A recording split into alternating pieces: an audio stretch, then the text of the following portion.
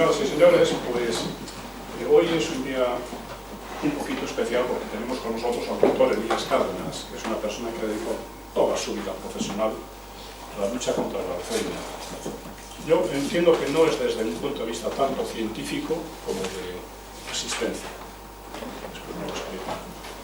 Y bueno, el doctor Elías Cárdenas es médico de la Universidad Autónoma de Madrid.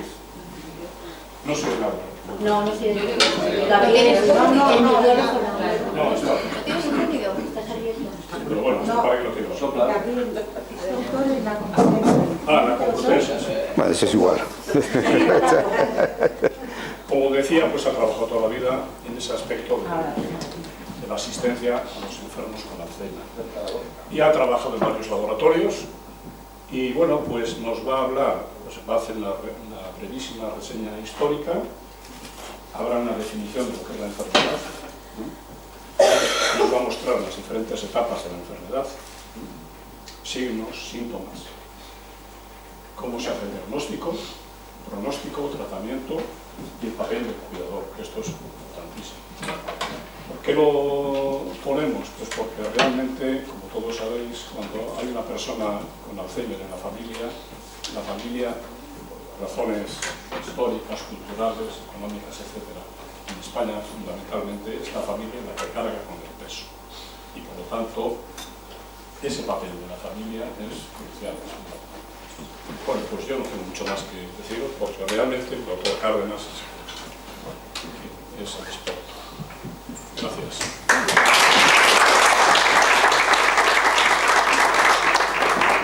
Bueno, pues muchas gracias a todos por la asistencia, primero.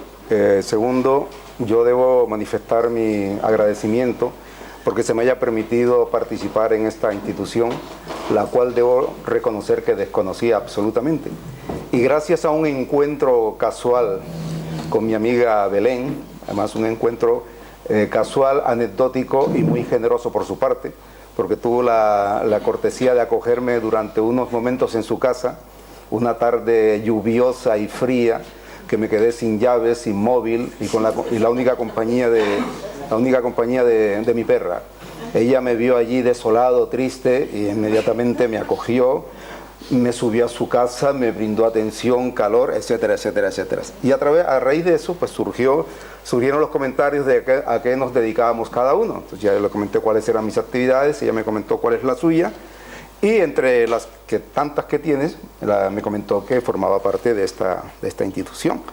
Y fue ella la que me propuso, ¿a ti te importaría colaborar con nosotros? Yo encantadísimo, haré en lo que quieras.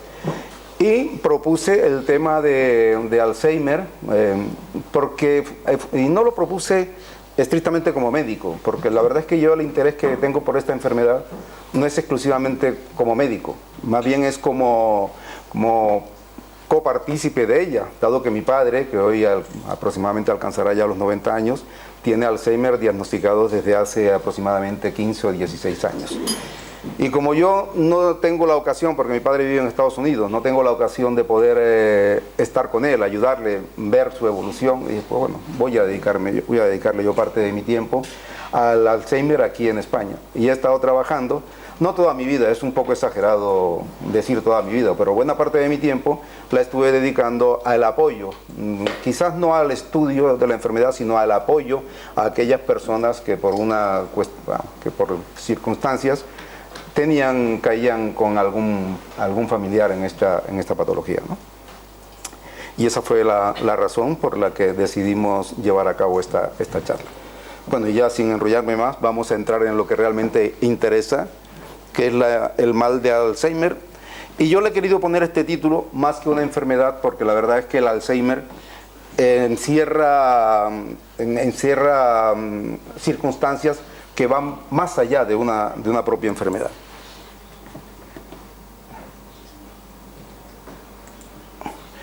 Por ejemplo, el Alzheimer sigue siendo una enfermedad misteriosa.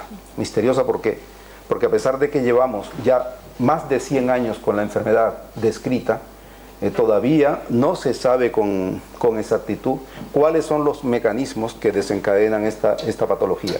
Sigue siendo un misterio. Es verdad que hemos avanzado hemos avanzado enormemente, hemos dado grandes pasos, pero las verdaderas razones de por qué se desencadena la enfermedad siguen sin conocerse a fondo. Es incógnita. ¿Por qué? Porque no sabemos con precisión qué es lo que hay dentro de ese paciente, qué es lo que el paciente piensa. Vemos una serie de comportamientos, de conductas, pero realmente cuál es su mundo interior, eso no lo conocemos con exactitud. Por eso a mí a veces me lleva se me ocurre la peregrina idea de que esta gente, y yo lo veo en mi propio padre, hay veces que me da la impresión de que pensamos que pueden ser unos infelices, pero yo lo veo a él con una serenidad, con una tranquilidad que me transmite la sensación de que no es un hombre infeliz. Siempre es un hombre que debe tener un mundo interior incapaz de expresar, pero que hay algo dentro de él que desconocemos, pero que lo hay. ¿Perdón?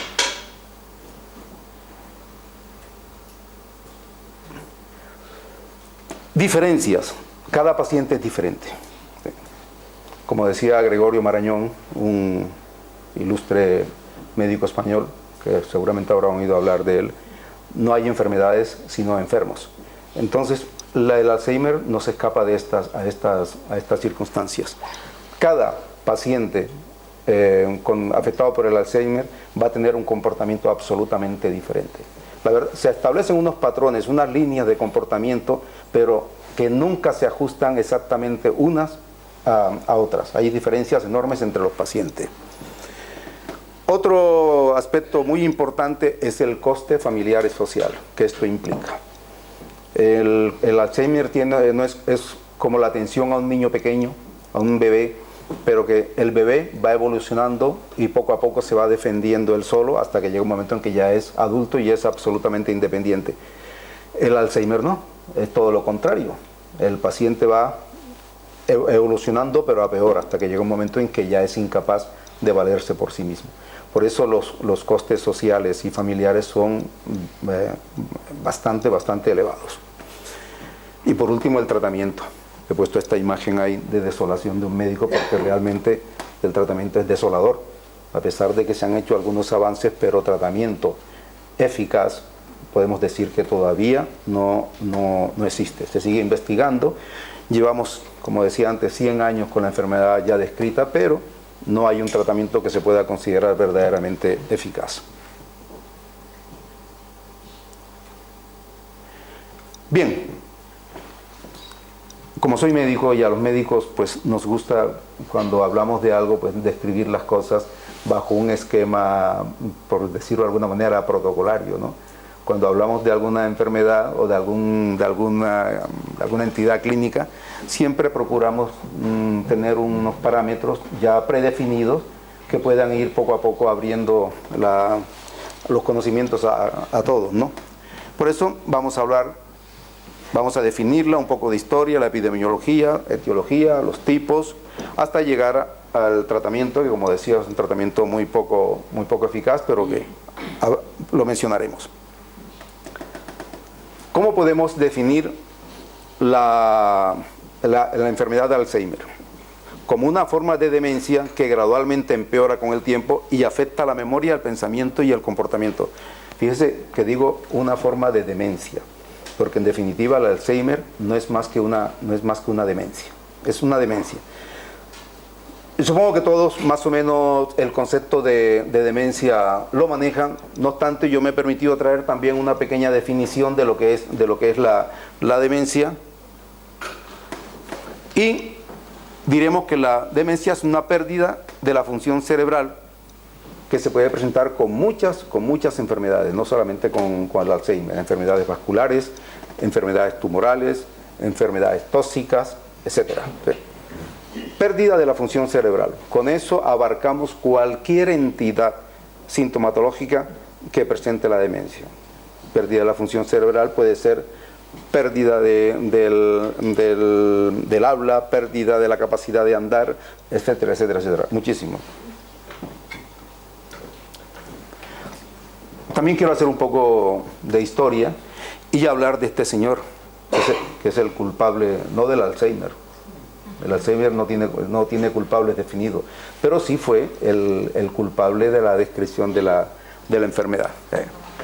Este señor, en el año 1906, estamos hablando ya de hace más de 100 años, presentó en un congreso una comunicación, un trabajo, una conferencia, que se llamaba Sobre una enfermedad específica de la corteza cerebral.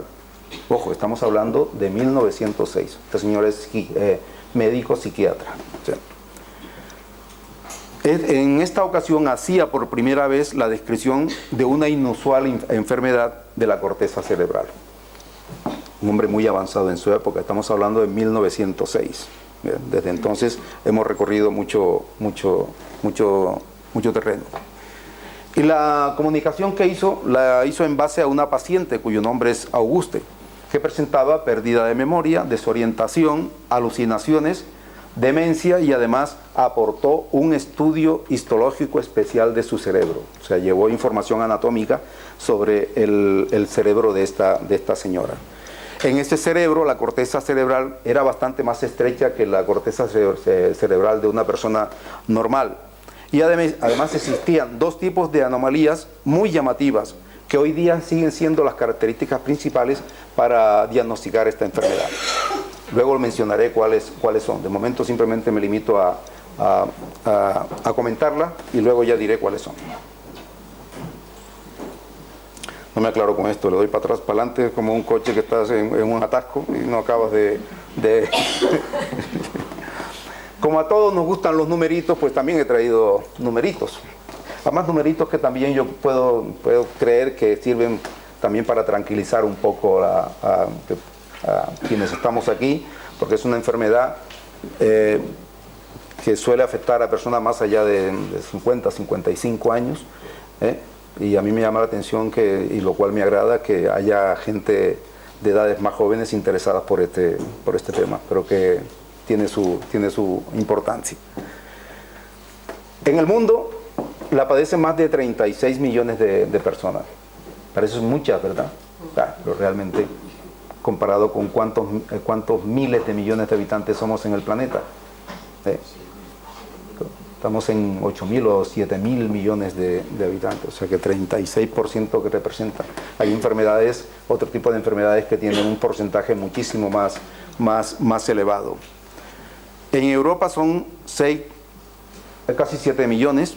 En España hay reconocidos por el Ministerio de Sanidad 650.000, de los cuales más del 11% son mujeres y 7,5% son hombres. Hasta en esto nos ganan ellas. Siempre tienen que ganar en todo, pues esto no va a ser lo que sí es cierto es que más del 30% de las personas son mayores de 85 años. Cifra que se prevé que se va a doblar en el 2020 y que incluso se puede hasta triplicar para el 2050. ¿Por qué? ¿Alguien cree por qué cree? ¿Por qué podemos creer que se va a duplicar o a triplicar el porcentaje?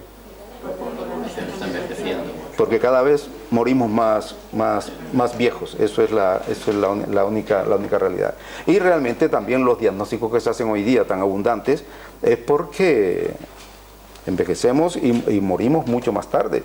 Ya sabemos que el promedio de vida hoy está, creo que en 83, 84 años de edad para la mujer, y los hombres, que siempre vamos por debajo, creo que nos morimos a los 77, a los 78 como promedio, ¿no? Eso sí, ellas están siempre más enfermas, pero no se mueren. Pues,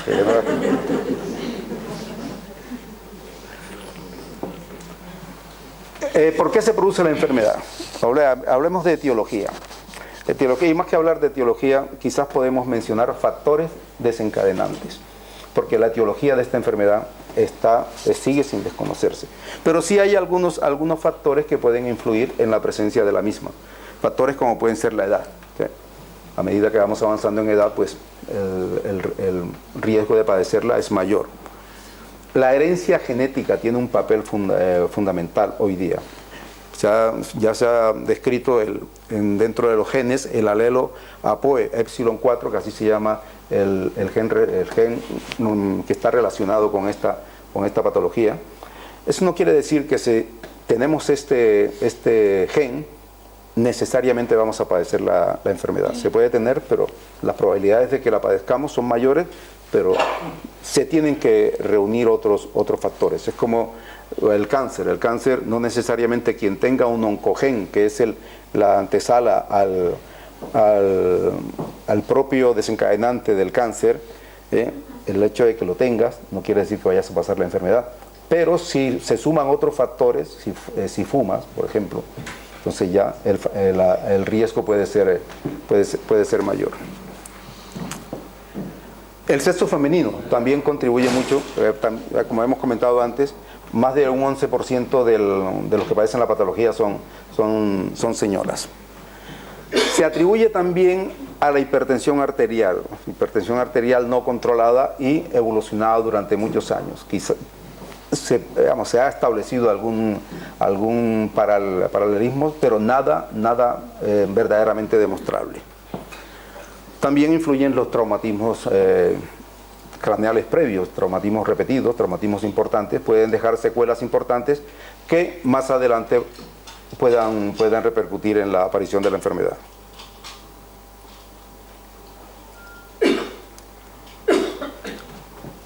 De forma esquemática se han descrito dos tipos de Alzheimer, el precoz y el tardío. Se dice que es precoz cuando sucede antes de los 60 años. Aquí sí que está establecido que hay un componente genético muy importante, y el pronóstico es bastante infausto. O sea, cuanto más joven es la persona que se le diagnostica la enfermedad, el promedio de vida va a ser bastante más corto. Eso también digamos, es común a muchas otras patologías. Los cánceres, por ejemplo, cuanto más joven se presenta en un paciente, el riesgo de muerte es mucho mayor, ¿no? Y tenemos el segundo tipo de Alzheimer, que es el tardío, que es la forma más común y que se da en pacientes más allá de 60 años. ¿Cuáles son los principales síntomas que presenta esta enfermedad? Fundamentalmente la dificultad en muchas de las áreas de la función mental, el comportamiento emocional o la personalidad. Son personas que de pronto pasan del llanto a la risa sin que haya una línea divisoria que establezca las dos. Pueden llorar simplemente porque se les ha caído un papel, o sin embargo se les comunica la muerte de un paciente y se pueden echar a reír. O sea que son comportamientos un poco contradictorios, pero que suceden, ¿no? El lenguaje empieza a ser un poco más dificultoso, tanto la interpretación como la pronunciación. La memoria, digamos que es el principal, el concepto que más se afecta. Empezamos a perder un poco la memoria. La percepción de los objetos puede ser una percepción equivocada. Vemos una llave y creemos que es un zapato. O sea, y cosas así, son ejemplos peregrinos, pero que así suceden. O sea, eso no quiere decir que vayan a intentar abrir la puerta con el zapato, porque o sea, ya eso no lo pueden compaginar. El pensamiento y el juicio, que son habilidades cognitivas, se palpan como alterados. En definitiva, ¿a qué lleva todo esto? El denominador común de todo esto es el olvido, sin lugar a dudas. ¿Se me ha olvidado algo?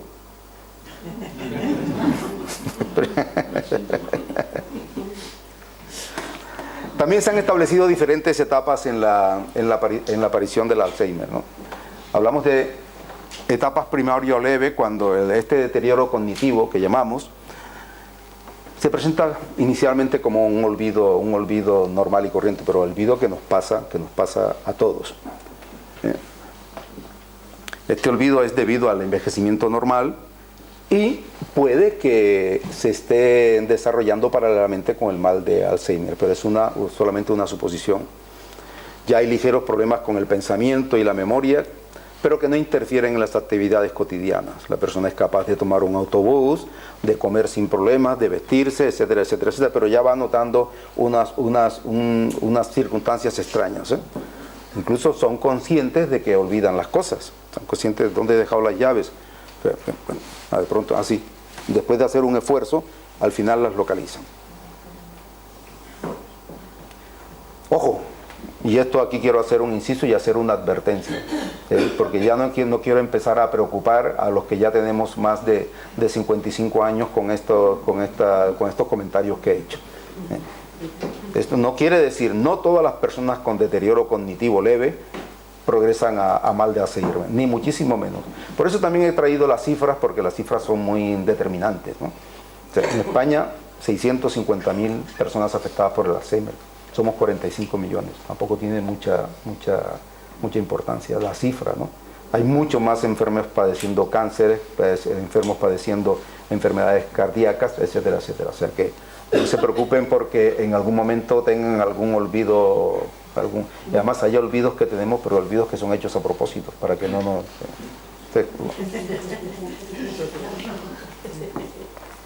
Ya por eso he puesto aquí esta gráfica, o sea, que no nos alarmemos porque de vez en cuando tengamos algún que otro tropiezo con la memoria. Seguimos evolucionando y a medida que va pasando el tiempo, pues se van presentando la sintomatología se va incrementando. Así vamos ya presentando dificultad para realizar más de una tarea a la vez.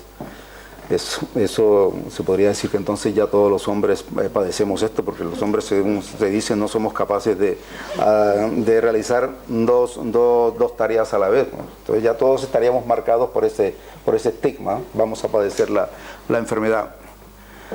Ya hay dificultad para resolver problemas, pequeñas sumas, pequeñas operaciones matemáticas. Ya sumar 2 más 2 le da 18, o 1 más 1 le da 0, etc.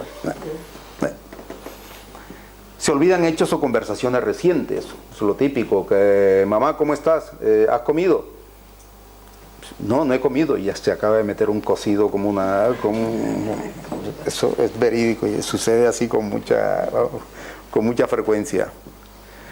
Tardan más tiempo para llevar a cabo actividades más difíciles, ¿no? Actividades, por ejemplo, que les suponga leer un contrato, ver el balance de una cuenta bancaria. Ya eso les va costando una dificultad mucho mayor. Seguimos avanzando y ya el paciente pasa entonces a perderse hasta en rutas muy familiares y muy conocidas. Ya se equivoca de parada de autobús, en lugar de ir a la parada que está aquí, se va a la que está en la siguiente calle.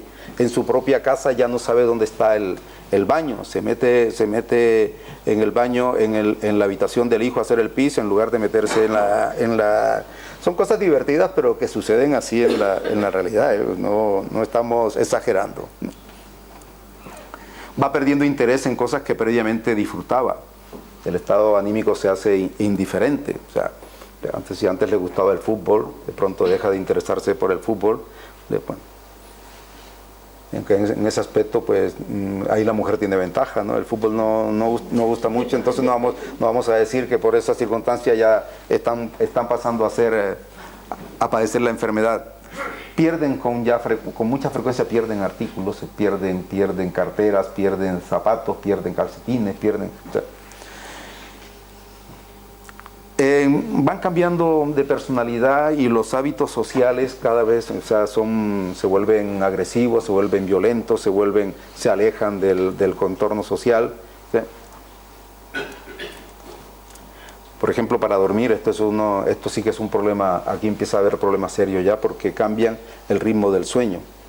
Pueden estar durmiendo toda la mañana o toda la tarde y luego por la noche no duermen absolutamente nada. Se despiertan por frecuencia, tienen delirios, agitaciones, ya van olvidando tareas como preparar comidas o dejan la fuente del gas abierta. O sea, ya esto empieza ya a ser el paciente tiene que empezar a ser vigilado. Pero ya en esta etapa ya se presupone que los propios familiares, siempre y cuando conviva con familiares, porque aquí se da la circunstancia de que muchos de estos pacientes viven solos, y habrán oído muchas veces que se ha quemado una señora que con la mesita esa que pone, porque que dejó allí puesto, se le olvidó y vamos, enfermos, ocurren accidentes domésticos a pacientes de este tipo porque olvidan toda una serie de tareas muy habituales, ¿no? Obviamente ya leer o escribir, pues pierden la facultad para ello. Olvidan también detalles acerca de hechos cotidianos que habitualmente van llegando. Cualquier hecho, por muy frecuente que sea en su casa, lo va perdiendo ya la noción de la captación. Olvida ya hechos de su propia vida. No sabe dónde ha nacido, ya no sabe cómo se llama. Hace un esfuerzo y logra traerlo a la memoria, pero se van sufriendo detalles que cada vez van despertando más la alarma de cara a hacer el diagnóstico preciso. Vuelvo a insistir que estas son, en líneas generales, los síntomas que se presentan en la enfermedad, pero que hay pacientes que no necesariamente presentan este tipo de síntomas, ni con la misma frecuencia, ni con la misma intensidad. Mi padre, por ejemplo, tiene más de 15 años padeciendo la enfermedad. No nos reconoce a ninguno, pero él sabe dónde nació, dónde trabajó. Antes le gustaba la cerveza, como a todos. E intentamos en un principio darle cerveza sin alcohol y él decía, esto no me gusta. O sea, porque tenía allí esa... Y una anécdota además que yo siempre la cuento, porque fue muy divertida y sobre todo muy emotiva. En una fiesta que hicimos a mis padres en el año 2011, una fiesta sorpresa, una fiesta que le hicimos al cumpleaños de mi madre. Y lo llevamos a él, para que él estuviera presente, aunque en su mundo, pero que estuviera. Y durante la fiesta pusimos música. En mi país, sin la música no hay fiesta. O sea, eso forma parte de la... Vamos. Y para sorpresa de todos, él que está torpe, lo pusimos en un sillón muy cómodo, con su torpeza, de pronto pusieron la música y se apoyó en el sillón, se levantó y salió al salón a bailar. A mí todavía se me ponen los pelos de punta cuando recuerdo aquello. O sea, que se puso a bailar torpemente, pero vamos, que fue impresionante. O sea, por eso yo insisto en que algo hay, algo puede permanecer dentro, que no todo es tragedia, que no todo es olvido. Hay algo puede permanecer. Los pacientes sufren alucinaciones, discuten sin ningún fondo, se comportan muy violentos. Aquí viene una etapa que también es muy importante. O sea, y además son pacientes que sacan una fuerza inusitada, no sabemos de dónde. Golpean, gritan por las noches. Esta es la fase quizás bastante más delicada de la enfermedad. No disciernen, no tienen capacidad para distinguir entre pensamientos. Usan palabras erróneas, usan un vocabulario a veces muy soez. Empiezan a insultar a todo el que tiene por delante, madre, padre, vecino, hijo. O sea, es un comportamiento totalmente anómalo. Y el comportamiento social sigue siendo cada vez más retraído. O sea, se olvidan ya de su entorno. En la forma más avanzada, pues ya entender el lenguaje es mucho más difícil. Ya no reconocen a los miembros de la familia, no pueden llevar actividades básicas como es lavarse, comer, ya hay que darle de comer, hay que alimentarles.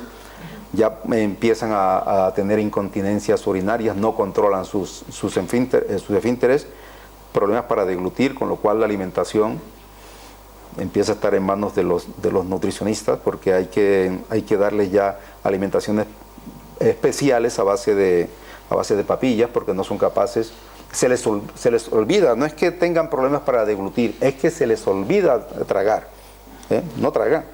Entonces, llega un momento en que incluso hay que administrar los alimentos ya por sonda. Si no les importa, voy a tomar un poquito de agua, así les dejo descansar un rato.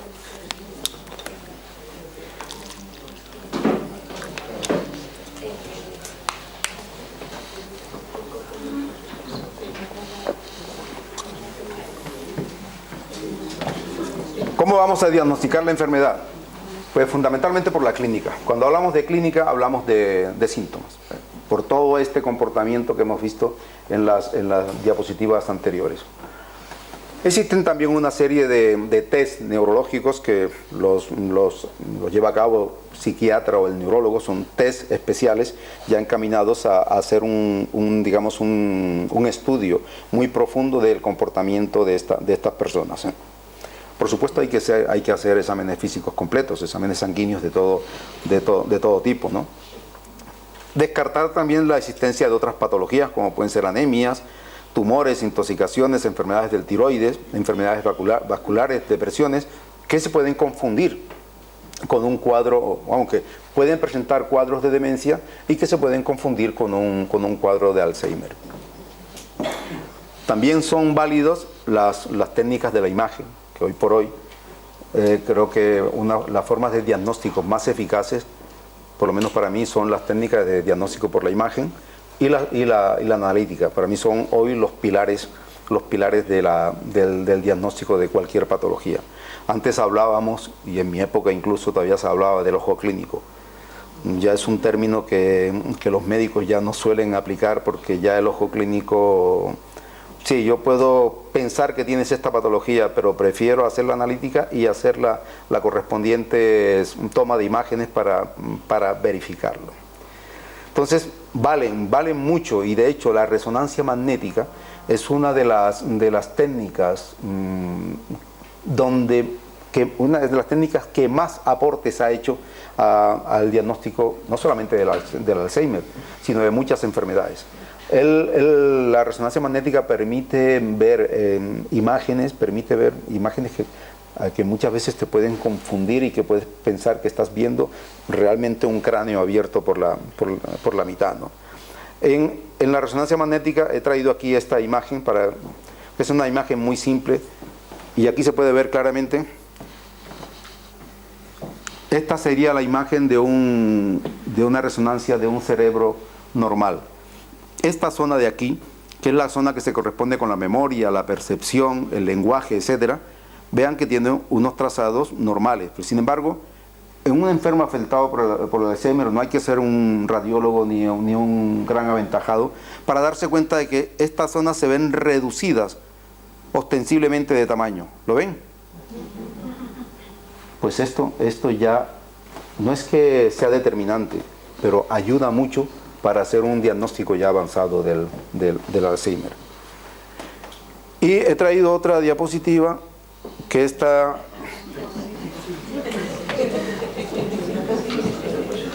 esto es real, esta se la hicieron a este señor Homer, Homer Simpson, para ver dónde estaba su función cerebral, y se descubrió el tamaño que tenía de su cerebro. Bueno, yo creo que esto sirve de paréntesis para descargarles un poco de esta tensión, de esta preocupación que puede suscitar estos comentarios de la enfermedad, ¿no? Pero realmente la forma de diagnosticar el Alzheimer es tras la muerte del paciente, es el diagnóstico definitivo, la anatomía patológica. Y la anatomía patológica presenta esto fue lo que descubrió Alois Alzheimer allá en 1906.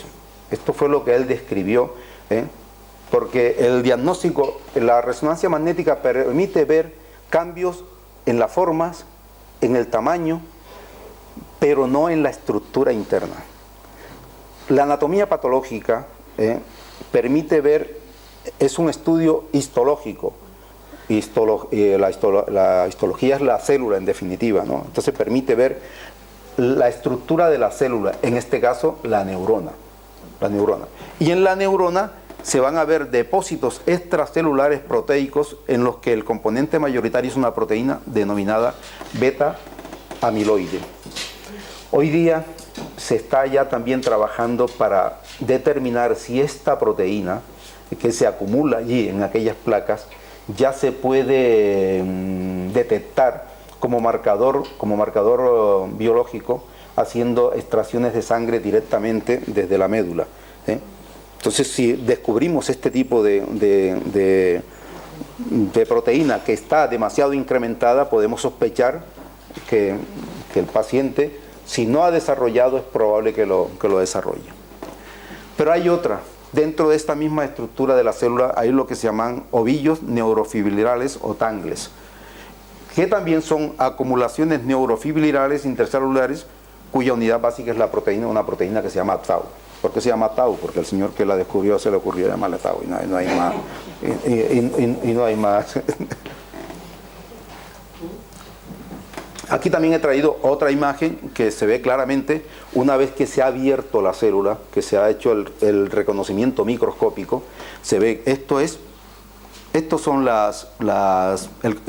una estructura neuronal normal, aquí con la sinapsis, por cierto, ¿alguien recuerda quién fue el descubridor de la neurona y de las tú tendrías que saberlo.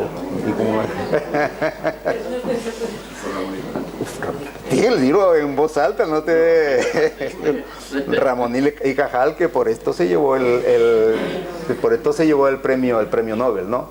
Pues aquí se han descubierto, aquí donde están estas placas amiloides, que aquí en esto no se presenta, y aquí se presentan estas placas y estos ovillos, que son los que en definitiva destruyen la célula e interrumpen las comunicaciones sinápticas entre célula y célula. Se rompe esa comunicación y como consecuencia de esa ruptura pues se van perdiendo las habilidades, las facultades. Para ir finalizando ya, porque no quiero aburrirles ya demasiado con esto, entramos en las complicaciones, porque poquito a poco vamos llegando hasta que se nos muera el paciente. O sea que yo terminaré cuando el paciente se haya muerto. Y ya va quedando poco. Las complicaciones más frecuentes son úlceras por decúbito, porque llega un momento en que el paciente ya no se puede mover de la silla, de la cama, etc. Hay pérdida del funcionamiento muscular, con lo cual ya no tiene movimientos, ya pierde su fuerza física. Se presentan infecciones de repetición, caídas y fracturas con mucha facilidad, desnutrición y deshidratación porque no beben, no se alimentan, etc. El pronóstico, la evolución es imprevisible. O sea, hay pacientes que a lo mejor en 2 o 3 años pueden llegar al final de su etapa, pero hay pacientes que pueden aguantar hasta 20 años. Peor pronóstico para los pacientes jóvenes, y las muertes suele ser, es siempre por causas orgánicas, o sea, porque llega un momento en que ya ninguna parte del organismo funciona y todo se deteriora hasta que se produce la muerte. Tratamiento, desgraciadamente tratamiento efectivo no hay. Entonces, ¿qué tratamos de hacer? Pues psicoestimulación, rehabilitación de actividades cognitivas, mientras el paciente tenga un mínimo de actividad aprovechable, no solamente hay que intentar aprovecharla, sino intentar incrementársela mediante diferentes maniobras terapéuticas. Hay que ayudarles a mantener el lenguaje, la repetición de palabras, hay que llevar a la ergoterapia, que es una técnica simplemente en hacer que hagan trabajos manuales. Mi padre, por ejemplo, se le dio por hacer billetes de $20.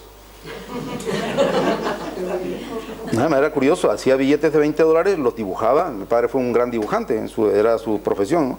Otro ejemplo de cómo mantuvo aquella ya no, porque ahora ya está bastante más deteriorado, ¿no? Pero hace 10 años hacía billetes, pero hacía muchos billetes, y cuidado con que intentara, le decía, papá, dame 20, no, que esto es mío, ¿qué tal?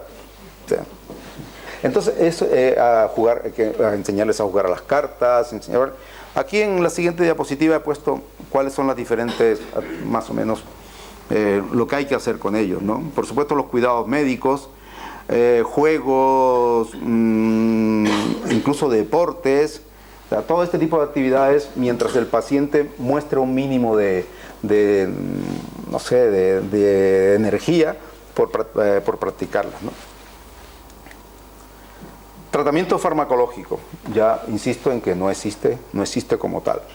Existe un tratamiento general que hay que aplicar, obviamente, como para ciertos estados de ansiedad, los ansiolíticos, los antidepresivos, los inductores del sueño, tranquilizantes, aparte de todos los medicamentos que se vengan utilizando por otras enfermedades alternativas que tenga el paciente, como pueden ser la diabetes, la hipertensión, infecciones, etcétera, etcétera, etcétera, etcétera. Luego están los tratamientos específicos, entre comillas. Digo específicos entre comillas porque son los que están intentando elaborarse para detener la acumulación de esa proteína que es la que daña, la neurona. O sea, tenemos el donepezil, la ribastimina, etcétera, pero la verdad es que hasta ahora desgraciadamente no han demostrado una eficacia real. Por último, 2 palabras en cuanto al papel del cuidador. Esto es muy, muy, muy importante, porque yo que he visto de cerca, en el caso de mi padre, al final en casa era imposible tenerlo porque ni mi madre tenía suficiente fuerza para poderlo cuidar, mi hermana que vive con nosotros trabaja, con lo cual era imposible también. Al final, pues si no se dispone de medios suficientes para tener una persona o 3 personas en casa que estén cuidando porque no solamente es darle de comer, es bañarle, son actividades que cualquier persona normal y corriente no puede realizar. Pero sí hay personas que se hacen cargo de estos pacientes con todas las consecuencias, de alimentarles, lavarles, entonces al cuidador hay que cuidarle también con un esmero porque acaba con un desgaste físico y mental importante. Además, desgaste físico y desgaste sobre todo mental que va más allá de la muerte del paciente. Porque estos cuidadores se han acostumbrado tanto a estar con aquella persona que en cuanto esta persona desaparece, han creado una dependencia de aquella persona que luego la ausencia también les condiciona un estado emocional muy grave, muy deprimente. Por tanto, el cuidador es algo fundamental. Yo quiero terminar con esta frase que me la encontré por ahí, de un autor anónimo que dice: cuando estoy triste miro al cielo y pienso, el sol también está solo y sigue brillando. Quiero decir con esto que estas personas pueden tener dentro de sus estados misteriosos, ¿por qué no pensar que ellos pueden tener todavía una lucecita que les brilla y que les da cierto ánimo a seguir viviendo?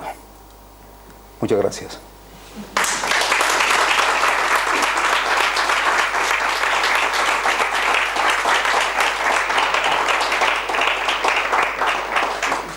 Permitidme que le dé primero esto, porque luego nos vamos muy rápido, quiero que lo veáis.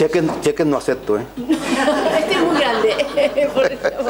Gracias por todo. Muchas gracias. Gracias.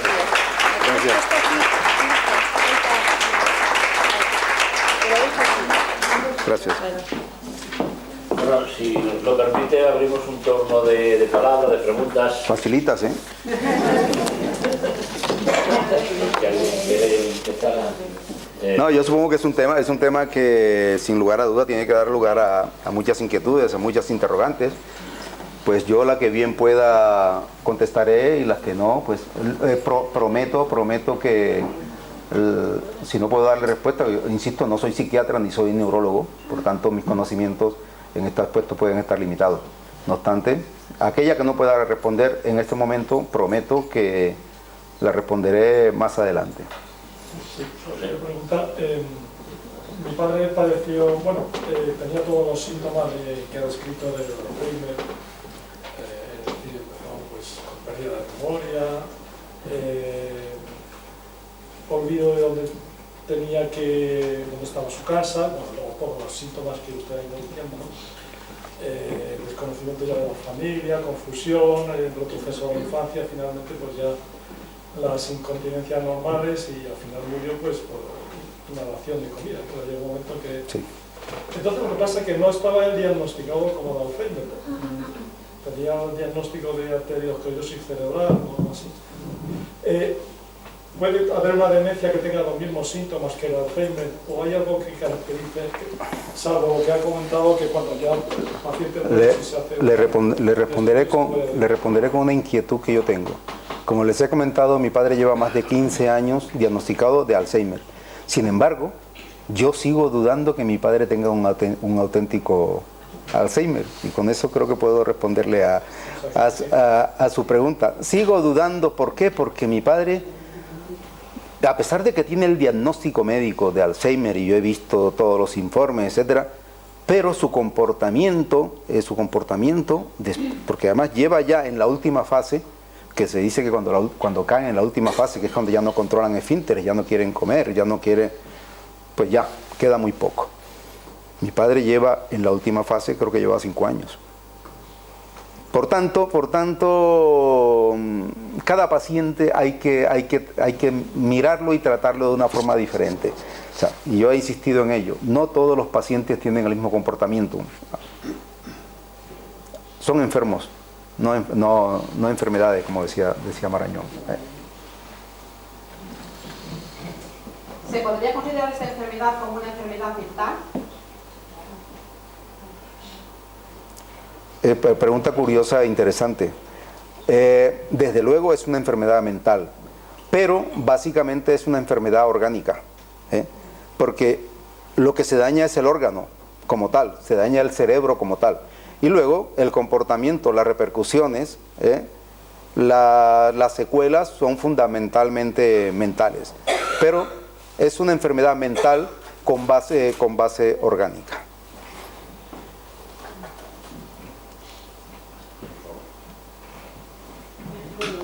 Primero, me parece que ya nos lo ha aclarado antes, si en algunos momentos nos olvidamos de cosas concretas que queremos decir en una conversación, me imagino que esto es más o menos lógico, ¿no? Porque normalmente después suele venirnos. Pero estoy también muy interesada en los primeros síntomas para detectar esto. Los primeros síntomas. Creo, por ahí había una diapositiva en donde ponía los primeros síntomas, que esos primeros síntomas pueden ser más adelante el anuncio de una patología de Alzheimer, pero eso no quiere decir que si a usted se le olvida dónde ha dejado las llaves o dónde dejó aparcado el coche el día anterior, que a mí me pasa todos los días, ¿dónde está la cartera? Que se me queda bueno, en los sitios más inusitados, sin dinero, por supuesto, para evitar los riesgos. Eso no es significativo de nada. Eso nos pasa a todos. Y no puede uno alarmarse o estar alerta y decir que, hombre, la broma está siempre ahí de por medio, que ya tienes al señor, al alemán detrás, que ya estás con... No quiere decir para nada. Las estadísticas son muy, digamos, determinantes. Si todos los que estamos aquí presentáramos, presentando estos pequeños síntomas, y luego fueran premonitorios del Alzheimer, de los 50, 60 que somos aquí, no se liberaría a nadie, ¿no? Porque yo creo que aquí que levante la mano, aunque sean los más jovencitos, que no tiene de vez en cuando un olvido. No, tranquilidad, porque no quiere decir que porque padezcamos con frecuencia algún tipo de olvido. Hombre, a medida que vamos siendo mayores, vamos teniendo más deficiencias de memoria, eso no cabe duda, ¿no? ¿Por qué? Hay una alimentación sanguínea al cerebro que es la que nos nutre, que es la sangre que nos llega, y a medida que nos hacemos mayores, vamos sufriendo ya arteriosclerosis, la glucosa no llega con las determinadas, no llega con las determinadas, vamos, con las cantidades suficientes para mantenernos siempre nutridos. O sea que pequeños olvidos no tienen importancia.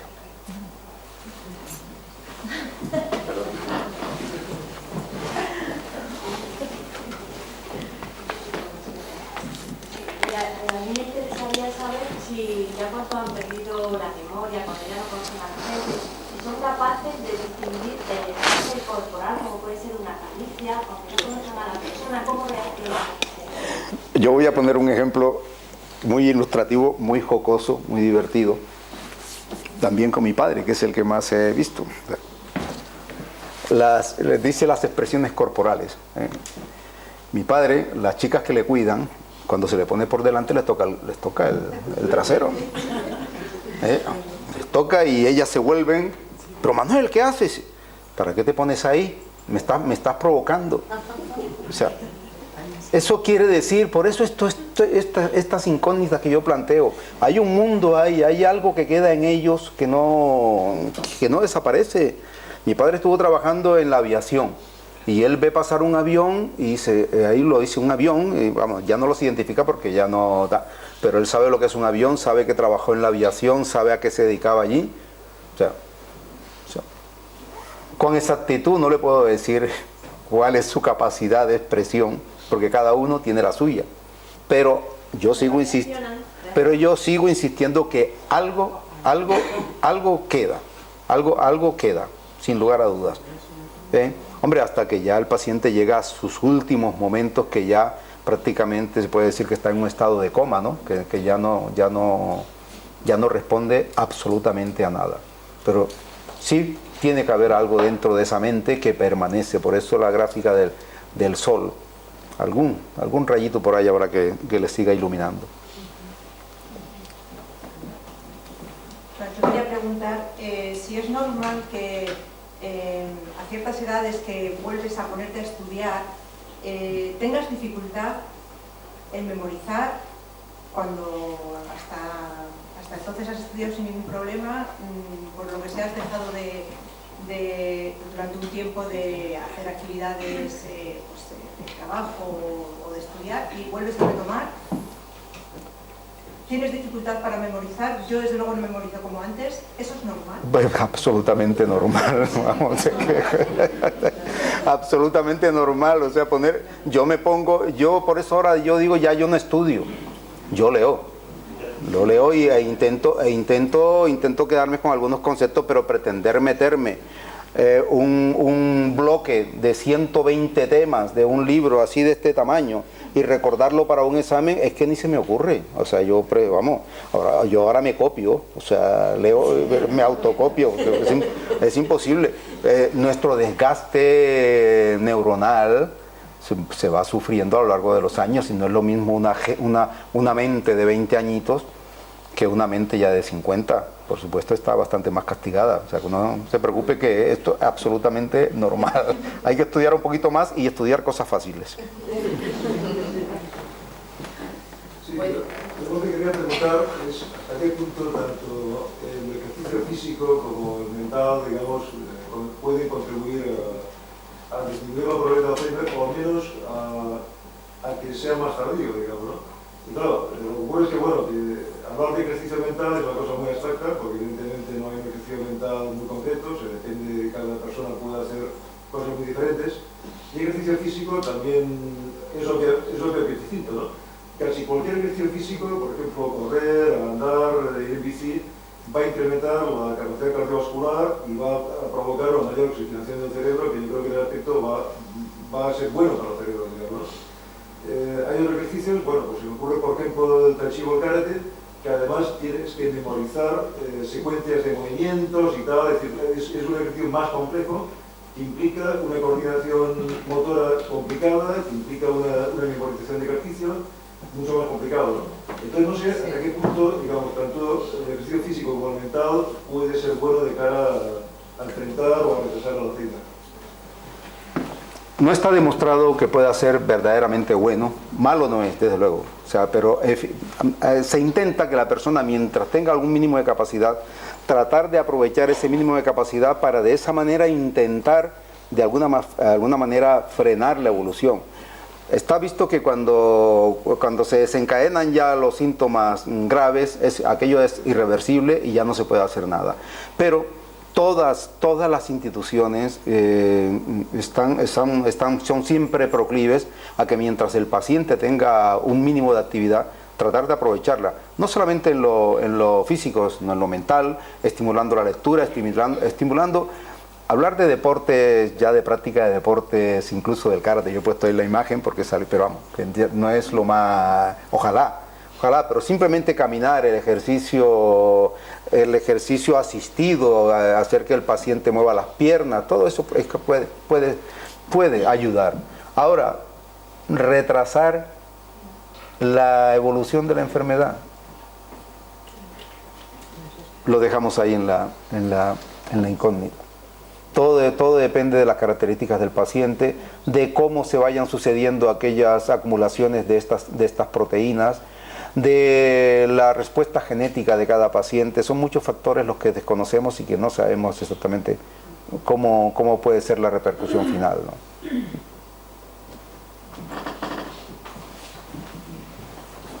Bueno, iba un poco más encaminada con lo que he comentado es sobre el estilo de vida que podamos tener, pero también como decías antes que los que tienen el gen del cáncer pero fuman tienen más probabilidades de que lleguen a padecer cáncer que el que no. Si una persona tiene el gen, por ejemplo, del Alzheimer, el estilo de vida, el estrés, la alimentación, etcétera, también puede influir en que vaya más rápido. Los estudios están encaminados, una vez que se conocen estos determinantes, se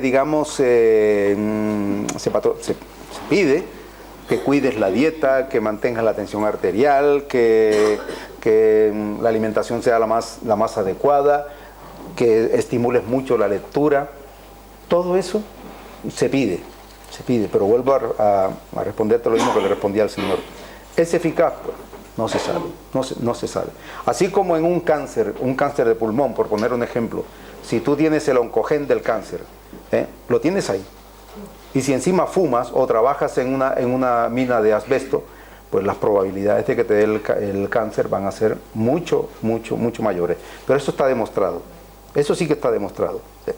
Pero en cuanto al Alzheimer, el hecho de que evites mi padre es un hombre, fue deportista toda su vida, un hombre de una lectura endiablada, se alimentaba estupendamente. Y más, de tal manera que cuando diagnosticamos la enfermedad pensábamos que mi padre podía tener cualquier cosa menos Alzheimer. De hecho, y además yo creo que esto puede dar mejor respuesta a la pregunta, muchas veces se decía que aquellos pacientes con menor actividad intelectual eran los que estaban propensos a padecer este tipo de patología, ¿no?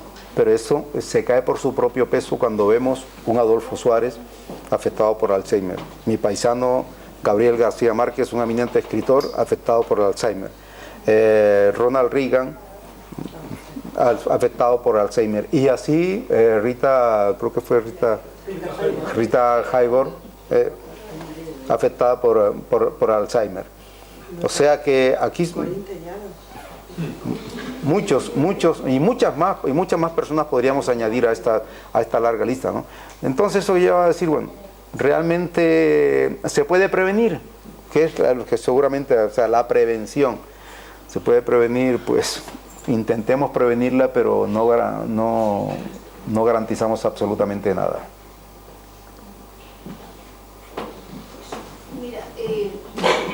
Mi madre siempre decía que el cerebro había que ejercitarlo como un músculo del cuerpo durante toda la vida, porque las neuronas podían rejuvenecer, curiosamente. Ella murió con 97 años, muy activa, y yo no, según lo que he leído ahí, no le he detectado ninguna cosa que tuviera Alzheimer ni nada. O sea, ni inicio siquiera. ¿Pero tuvo Alzheimer? No, yo digo que el cerebro lo practicó toda la vida diciendo que era como un músculo que había que practicar toda la vida porque las neuronas tenían que tener la conexión y había que evitar que se desconectaran, por eso había que ejercitarlo. Entonces, que no, por eso digo que cada paciente es un mundo, cada persona es un mundo. Por mucho que te ejercites, si te va a dar el Alzheimer, te va a dar. O sea, porque de hecho hay personas que mueren con 100 años con las actividades intelectuales totalmente conservadas, ¿no? Hay quien tiene 20 años y no tiene ninguna actividad intelectual. que eso... No sé, quiero decir, las neuronas no pueden... Por supuesto, no, cuidado. Que aquellas personas que ejercitan la mente, que leen, que se mantienen entretenidas, son aquellas personas que pueden mantener un elevado nivel intelectual hasta el propio día de su muerte, eso no cabe la menor duda. Pero estamos hablando de personas que no tengan ningún trastorno, que no hayan sufrido ningún accidente cerebrovascular, que no tengan un tumor cerebral, o sea, son personas absolutamente sanas. Entonces esas personas absolutamente sanas, si no tienen un factor que les condicione el desencadenamiento de estas patologías, pueden mantener su actividad intelectual durante muchísimos años. Santiago Carrillo se murió con 97 años y con una actividad impresionante. Pero esos son los casos sanos, Su madre era una mujer sana, evidentemente, no tenía ningún, salvo que tuviera enfermedades, pero no precisamente cerebrales.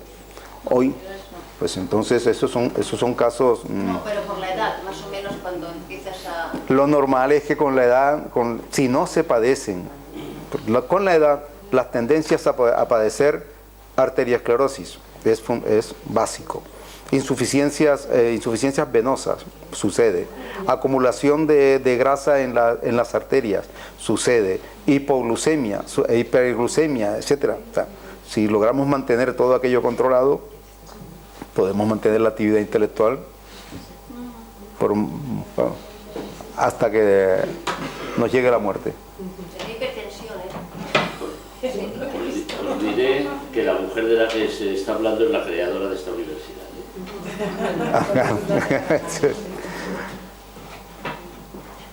Hola, buenas tardes. He hecho varios cursos sobre Alzheimer y personas con demencia y tal. Y una cosa que me comentaron, que me resultó muy curiosa y no sé si será verdad o no, es que la persona que muere con Alzheimer muere en posición fetal. Lo mismo que estamos en el vientre de la madre, que la persona con Alzheimer muere también en esa posición. ¿Puede ser? No solamente las personas que mueren con Alzheimer, muchas personas que mueren por demencias en general, tienden a encogerse y dormir, pero no solamente el Alzheimer. Yo que durante muchos años practiqué medicina de urgencias y tuve que asistir a la muerte de muchos ancianos. Es verdad, me encontraba siempre con los ancianitos dobladitos, así, recogidos sobre sí mismo. Vuelvo a lo mismo de antes, lo que tengamos en la mente y qué es lo que nos lleva a esas tendencias, pues eso, abrir la mente y descubrir por qué hacemos eso no está dentro de nuestras capacidades. Son movimientos, son, digamos, no sé si es el propio instinto el que nos lleva a que la muerte es volver a refugiarnos en el vientre de nuestra madre. Ahí se queda la inquietud. Pero es verdad eso, pero no solamente el Alzheimer, en muchos pacientes, y no solamente demencia, incluso otras enfermedades. Quería hacerle una pregunta. ¿Se oye? Sí. Me gustaría que usted nos dijera cuál es su opinión sobre la protección que dan las instituciones públicas cuando una persona tiene que ingresar en un sitio de estos, porque, como nos ha dicho, es una enfermedad que es muy masiva, hay mucha gente que la padece y que necesita incluso cuidados de varias personas. Entonces esto no lo pueden asumir todas las familias, el coste privado, ¿no? Entonces, ¿en qué situación están las instituciones públicas para poder sufragar, si no totalmente, pues una parte importante de los gastos que esto suponga, ¿no? Es una pregunta muy compleja, porque desgraciadamente, y sobre todo en esta época que estamos cruzando, arriesgarme yo a decir que hacemos o que las instituciones, la seguridad social hace lo suficiente para mantener a estos pacientes bien cuidados, controlados, sería un poco mentir, ¿no? Porque vamos, todos nos quejamos, pero al mismo tiempo hay que reconocer que que mantener estas unidades, estos hospitales especiales para estos pacientes, eso cuesta mucho, mucho, mucho dinero. Podemos entrar ahora también en la polémica de que nos gastamos dineros en otras cosas que son de menos importancia, ¿no? Pero que yo lo resumiría con una frase. Yo creo que no se hace lo suficiente. No se hace lo suficiente. De hecho, todos los que podemos, tenemos que recurrir a medios extra socialitarios, los que nos favorecen, los que nos aportan las instituciones públicas, para poder sufragar este tipo de gasto, porque el gasto es elevadísimo. Sí. Gracias. Yo quería preguntar, esos cambios de comportamiento que hemos hablado en esa segunda fase, ¿se sabe si tienen que ver algo que ver con el carácter de la persona, con la personalidad de la persona, del enfermo, aunque no hayan aflorado en algún momento de su vida? ¿O no? ¿O son...? Yo creo que no, los comportamientos son totalmente imprevisibles. Hay una señora o un señor que en su vida ha dicho un taco, y durante el padecimiento de la enfermedad empieza a soltar improperios, empieza a insultar, a decir palabras que mejor ni pronunciarlas. Cuando ha sido una persona, a lo mejor es que estuvo reprimida y luego, aprovechando que tiene el Alzheimer, voy a empezar a insultarte, o hacer como aquella señora que le dice al marido: Pepe, anoche mientras dormías me insultabas. ¿Y si quién te ha dicho que dormía? Claro. Por eso, los comportamientos son totalmente imprevisibles, eso no se puede saber. Los cambios de conducta, además se dan cambios de conducta muy extraños. Personas que han tenido un comportamiento, han tenido un amor por X, pues les encanta la música clásica, y de pronto le pones la música clásica y se ponen a gritar, entonces no sabemos si su respuesta es por emoción de escucharla o porque la rechaza, que no, que este es un mundo totalmente... La mente en general todavía sigue siendo un ente, porque es que no se puede llamar órgano a la mente, porque no se puede llamar órgano a algo que no palpas, algo que no ves. La mente es etérea, y por tanto dentro de algo etéreo lo que se puede acumular ahí es infinito. No sé, yo creo que nos moriremos aquí muchísimos y pasarán muchos años hasta que se pueda descubrir cuál es el alcance de la mente, si es que algún día se descubre. Buenas tardes. ¿Qué cree usted que ha podido influir en este mundo que habitamos y en el modo de vida que llevamos para que en estos 25 o 30 años últimos se han incrementado tan fuertemente los casos de Alzheimer? Bueno, es que yo antes achacarle a factores ambientales, sí sabemos que hay muchas patologías a las cuales se les puede atribuir factores ambientales, no cabe la menor duda, el asma, la bronquitis, infecciones cutáneas, etcétera. Pero yo creo que en lo que respecta al Alzheimer, primero, no es que haya hoy más Alzheimer proporcionalmente hace 50 años, es que somos más viejos. Y al ser más viejos, pero no solamente pasa con el Alzheimer, hoy escuchamos siempre por ahí frases que dicen, es que hoy esta enfermedad no la padecíamos antes estábamos todos sanos. Sí, pero es que antes te morías a los 50 años. ¿Sí? Entonces es que no te daba tiempo ni siquiera a darte una diabetes senil. Ahora, claro, cuando pasamos de los 70, de los 75, pues algo tenemos que tener, con algún precio tenemos que pagar los años que estamos viviendo. Entonces somos hipertensos, tenemos el colesterol alto, tenemos el hígado lleno de grasa por el alcohol que bebemos, los pulmones apestados. Entonces, ¿cómo no vas a padecer bronquitis crónicas si llevas 10 años fumando y no te mueres? No te mueres, llevas a los 80 años, no te da un cáncer. porque a lo mejor no tenías esos factores predisponentes para padecer el cáncer, pero tienes un enfisema, tienes una bronquitis crónica, tienes otro tipo de enfermedades propias de los factores ambientales. Pero yo creo que el Alzheimer no lo podemos encajar dentro de una enfermedad cuyos orígenes podamos atribuirlos a factores ambientales. Yo creo que son fundamentalmente factores cronológicos, el tiempo. Yo creo que es el tiempo el que marca la diferencia de esta patología. Y que antes es posible que hubiera muchos enfermos de Alzheimer, pero que no estaban debidamente diagnosticados y que se les calificaba sencillamente como un demente senil, nada más. Hoy ya, gracias a las investigaciones de Alzheimer, fue cuando se vio que el Alzheimer era un tipo de demencia específico, que tenía determinadas características estructurales en las células. Pero yo no pienso que sea nada debido a condiciones ambientales. Aquí por lo visto van a preguntar todos, ¿eh?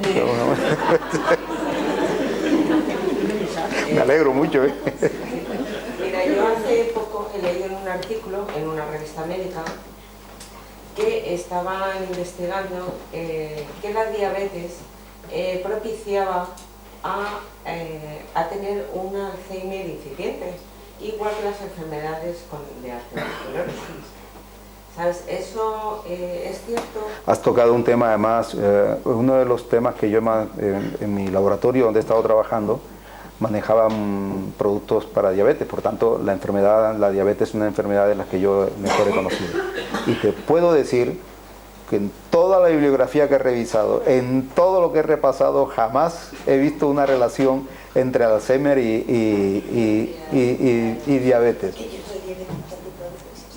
¿Eso lo has leído en internet o en alguna... en una revista médica? Cuidado que hay mucho...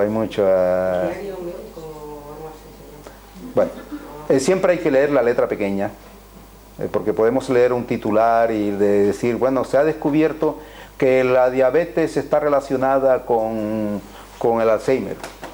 ¡Pam! De pronto lees el contenido.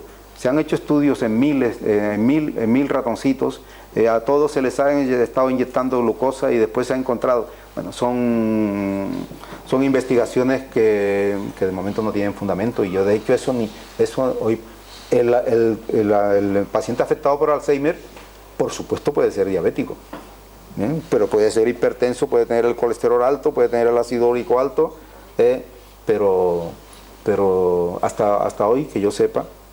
O no puede tener nada. O no puede tener nada en absoluto. O no puede padecer diabetes, ni hipertensión, ni nada, y tener la enfermedad. Sí, por supuesto. Eso, vamos, es lo que decía el caso de la madre con 97 años, a lo mejor es que no tenía ni siquiera un rasguño, y por eso ha podido permanecer tan intacta.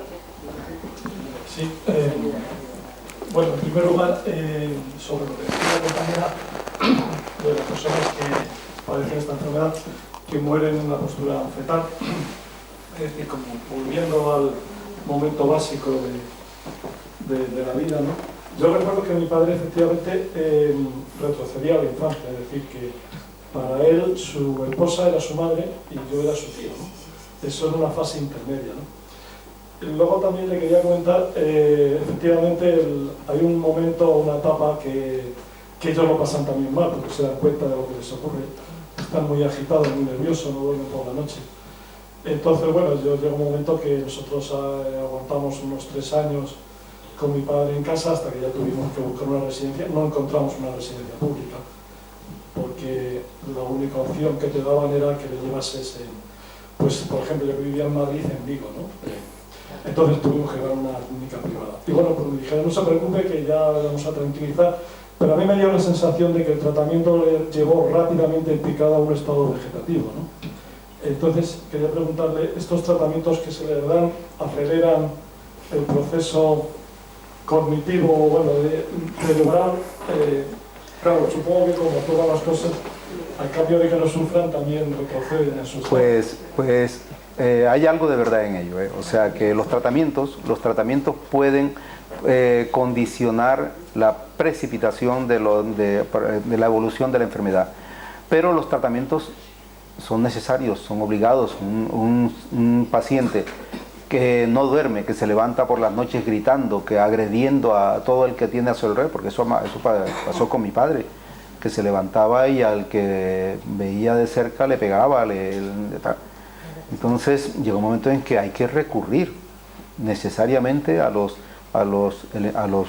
medicina alternativa, y hay que aplicarles inductores del sueño, hay que aplicarles ansiolíticos, antidepresivos, sedantes, etcétera, etcétera. Y efectivamente todos aquellos medicamentos que vayan dirigidos al sistema nervioso central siempre pueden tener unas repercusiones negativas en ese mismo paciente. O sea, eso es cierto, pero claro, ¿qué hacemos? No hacemos nada. No se puede dejar de hacer nada, hay que aplicar el tratamiento. Pero sí.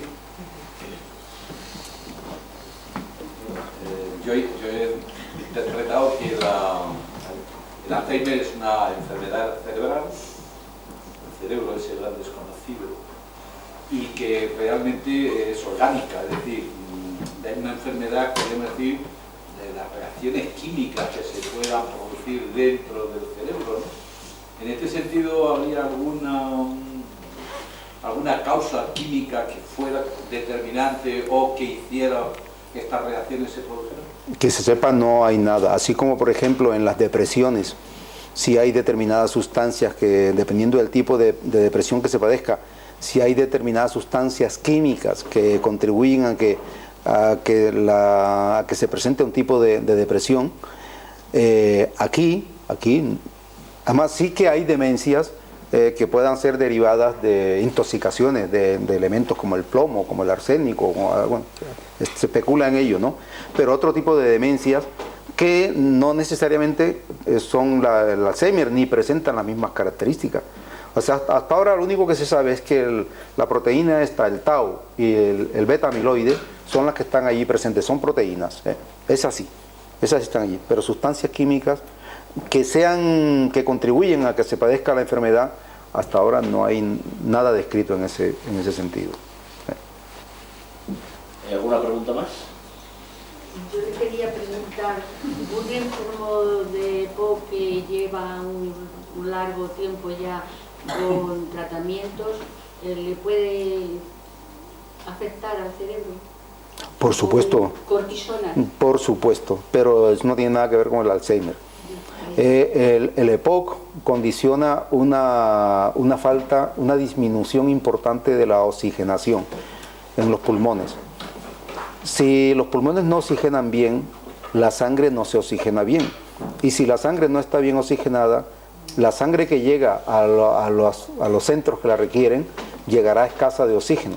Y por tanto, eso repercute indudablemente en la actividad cerebral, pero nada que ver con...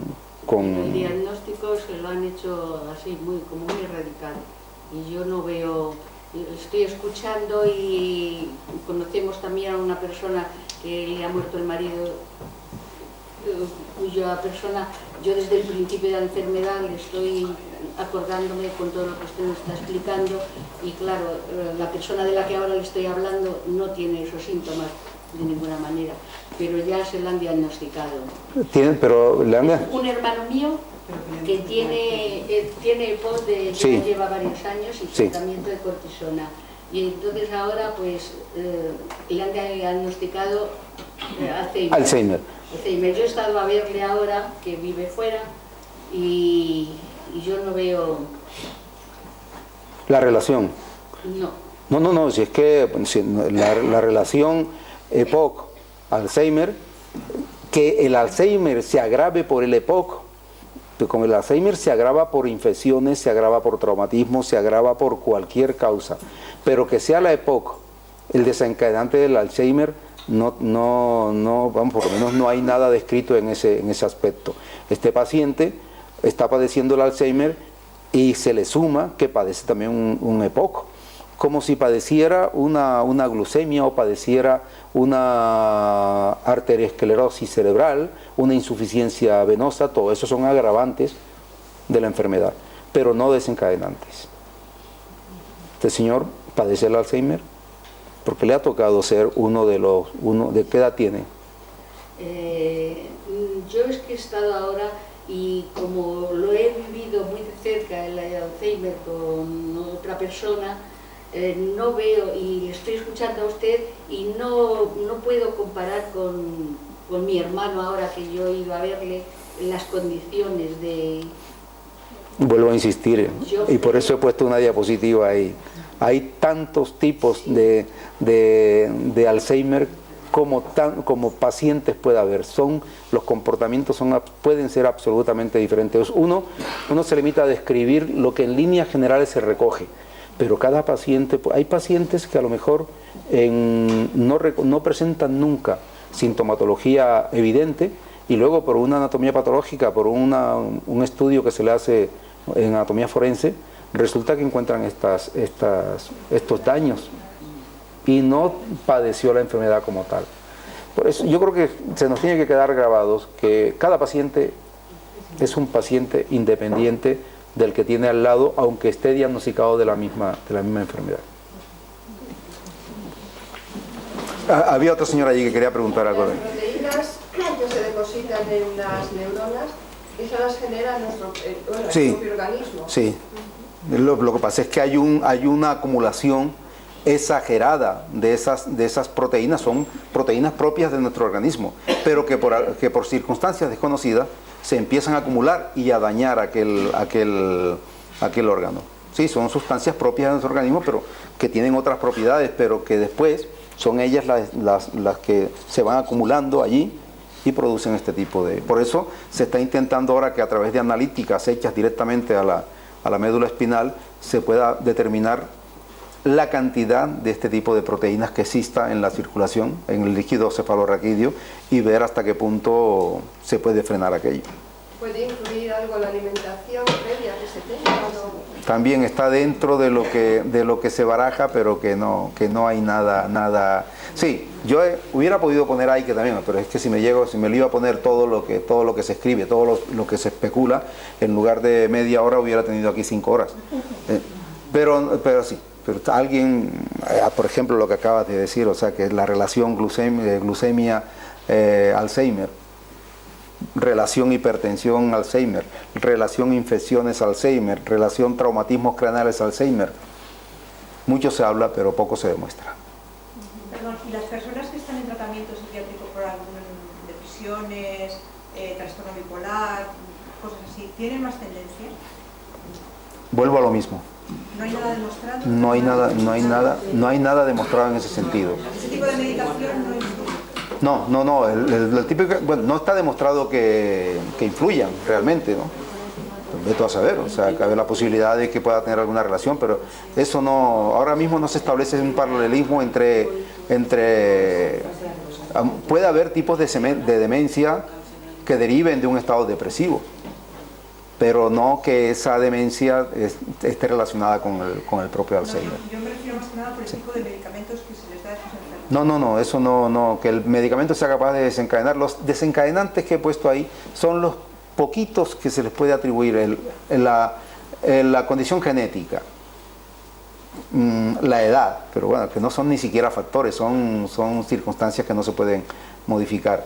Pero realmente que haya un factor, el único factor que se puede decir que puede estar relacionado es el genético.